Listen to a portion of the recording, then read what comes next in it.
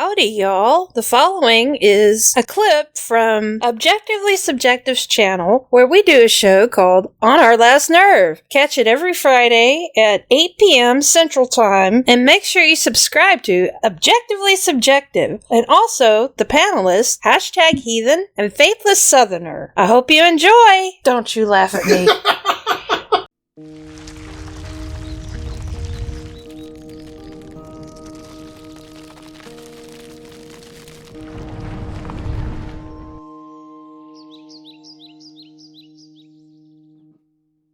Yay! I'm going to go off on a little rant.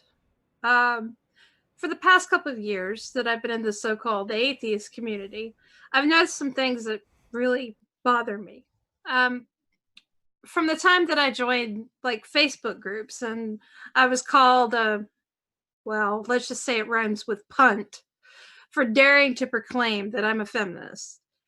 And since then, I've seen a way more vitriol, from dog whistles to outright racism, misogyny, homophobia, transphobia, and all these things, which, judging by how many videos on atheist channels dedicated to expressing concern for women's sport, the transphobia seems to be the latest craze.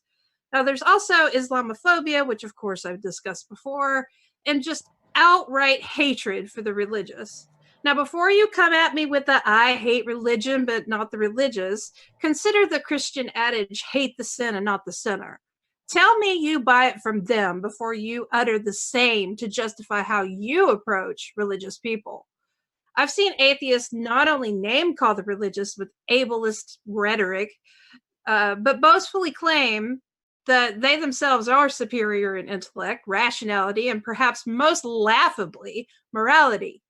This is a dehumanizing, awful thing, and quite frankly, it's scary to me, considering how the path of dehumanization historically leads. Now, let's just say that I understand the concerns of the religious when they mention Stalin in terms of atheism. Now, though this is a slippery slope concept, with some of the rhetoric that I've witnessed, though, and the observation of several atheist doors left open for the alt-right, from my vantage point, this concern isn't too far-fetched. Now, before you come at me with people don't have a right to be offended, fuck off with that shit, okay? You're purposefully going out of your way to offend people. Now, not all atheists, but a lot of atheists do this. Now, when you do that, when you go out of your way to offend the religious, that offense is on you, no one else. I don't give a fuck what the memes say. Take responsibility for your actions and save the cutesy little meme quotes for 4chan, okay? Now, I also know that the whole freedom of speech, you can do what you want stuff is also going to be thrown at me. Well, of course, you're free to do what you want, free to say what you want. I'm not telling you what to do, but rather to appeal to your own sense of human decency, you know? That thing that you say atheists have, but sometimes don't display very well. Now, have you ever wondered why atheists are the least trusted category studied, even by their peers? Take a look in the mirror. Take a look at your groups, social media, those videos that make you laugh and feel better about yourself. Then ask that question again. This question matters, especially if atheists wish to attain political power or social acceptance of any kind. Principles matter, even more. Especially if we wish to show the religious that you don't require a moral lawgiver in order to have morals. Be a moral atheist. That, in my opinion, is the ultimate way to pwn the argument, right? So, I really want atheists to consider how they approach theists, not merely for the theist's sake, but for the sake of atheists like me who actually give a damn about how we're seen and the motivations that made us activists in the first place. Do we open dialogue to theists just because we actually want to have a discussion in good faith? Or are we approaching theists in an effort to inflate our own ego and laugh with our friends? What matters more to you in the scheme of things? Self-gratification or social acceptance of atheism? It kind of ties into what you were saying before, Maddie, about humanism. Like these people, they say, well, we're humanists, we're moral, we're this, we're that. And then they go out and a lot of times, now I'm not saying, once again, not all atheists, but they'll go out and they'll try to like start a fight, for shits and giggles or whatever. And that's not. Well, like I generally call these people the high skeptics. Yeah. And they're people, have you, like, I'm sure everyone's seen someone argue in meme where instead of actually providing arguments, they just throw a horrific meme out and like, this meme says this, so well, I won. Yeah. No, that doesn't work. You can't just throw out memes. You actually have to know your arguments. If you're wanting to have a discussion with someone, go and get an actual argument. Don't go and toss out memes. It's just ridiculous. Yeah, and if you're claiming that you have your own autonomy in terms of what you do and don't believe, and that you don't follow some kind of book or guideline or blah blah blah blah blah, but yet you're tossing out meme quotes, come on. I'd like to address something that was said in the chat, and anytime that I address something that's said in the chat, I'm more than willing to do a hangout on this subject, because I know that this can be kind of one-sided where people in the chat are trying to type and we're able to just say whatever we want. So like, if you want a deeper discussion about this topic, anybody to anything that I say in the chat, hit me up. We'll do a hangout. I'm an open book. But it was the word offended, right? That it's used as a weapon. It's your fault for getting punched emotionally. So get over it. It doesn't matter if it's trauma level. So there are several problems that I see right away with this, right? I'm not saying that the word offended can't be weaponized. I'm not saying that it doesn't get weaponized.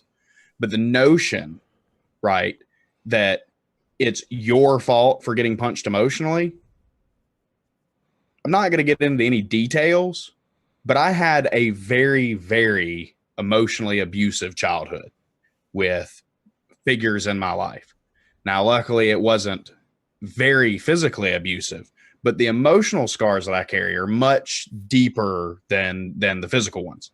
And so whenever I hear somebody say, well, it's your fault for, getting offended about something and, horseshit, right? If I go after somebody with the intent to damage them emotionally, truly offend them, that's me that's doing that.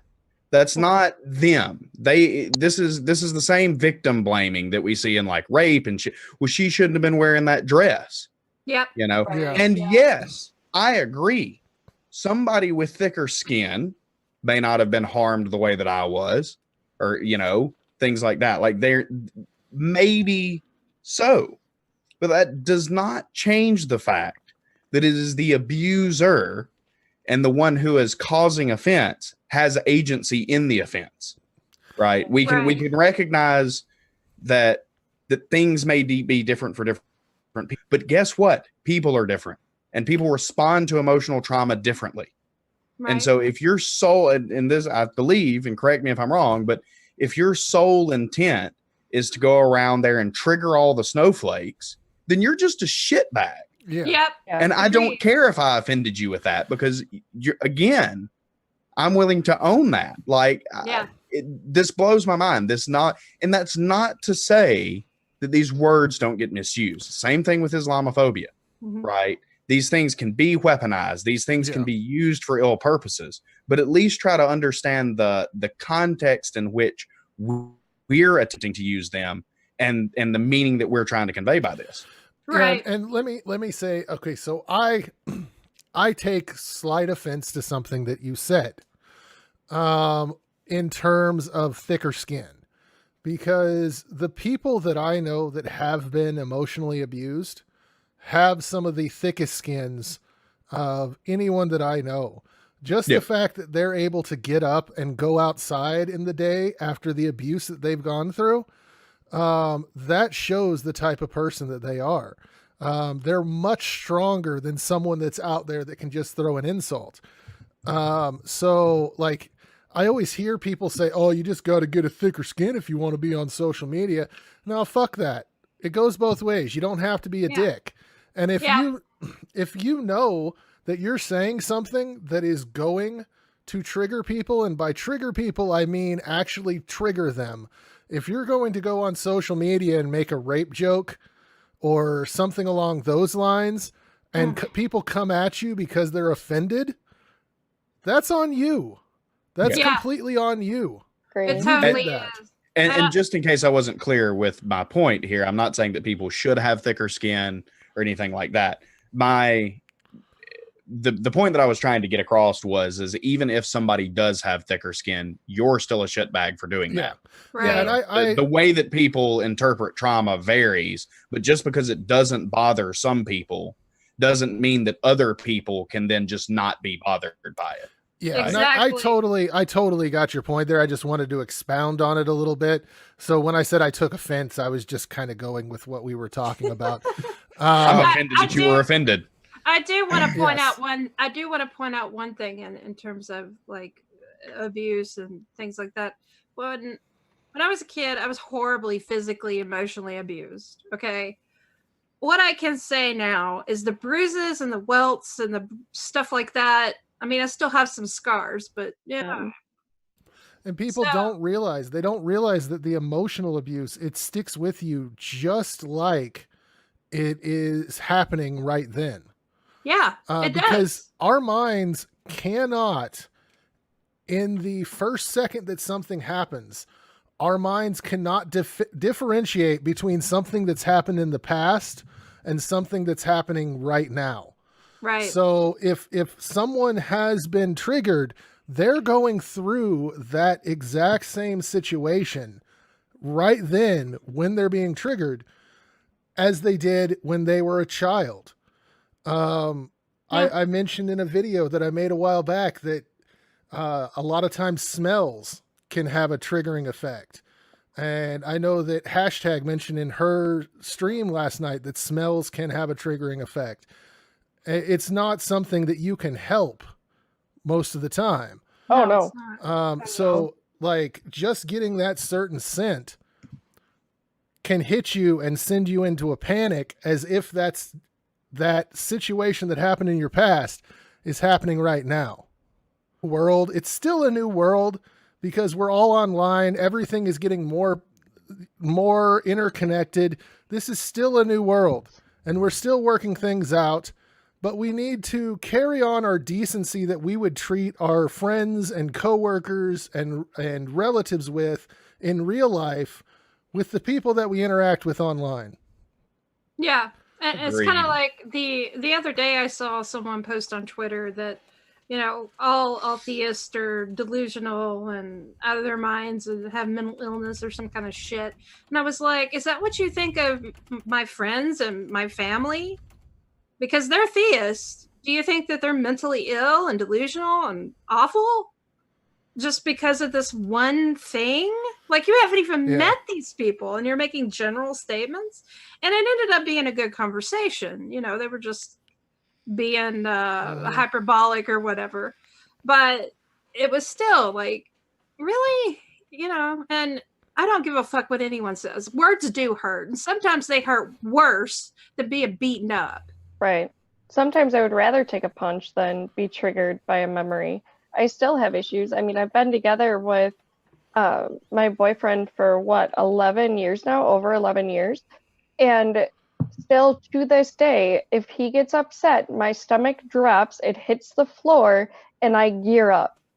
Even though he has never done anything to harm me, he has never tried to destroy me verbally, like nothing like that. And you know, and I talked to my therapist about it, and they're like, there are some things that will permanently be there that will never go away because you were trained to literally react this way. That was your self-preservation, and you can't undo some of that training. And Snarky has some of the same issues. If I raise my voice even slightly, even if it's in a joking manner, like I'm pretending to be angry, it can send her in a downward spiral. So yeah. Mm-hmm. It's something we have to deal with day to day in our everyday lives, and it's something we should learn to be a little more sensitive to when dealing with people in social media. Special thank you to all my lovely patrons. I so appreciate your support. Also, make sure you like, share, and subscribe and hit the bell icon so you can get notifications. Thank you.